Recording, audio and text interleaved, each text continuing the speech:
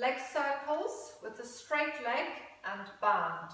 So your other leg is going to be out on the floor. So if you just take it to the side of the mat and then flex that heel.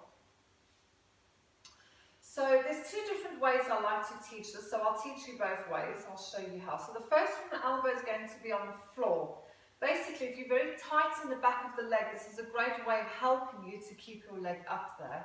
So you want your band quite tight to pull the leg into the hip. I got quite trampling me through. So from here, bring your leg across, take it down, across and out.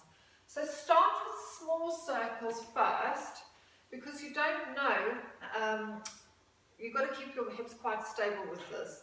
So if you're just swinging your legs around, your hips are going to move. So start small and then work bigger. Provided you can control it and the hips aren't all over the place. There's going to be some movement because of the weight of the legs shifting in the hips. But you just don't want this massive wave of hips moving everywhere. And then change direction. So you could do like 6 in each direction.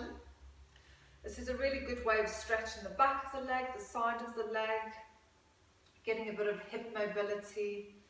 So that's the one way of doing this. The other way is to have your elbows off the floor and you hold the band more up here.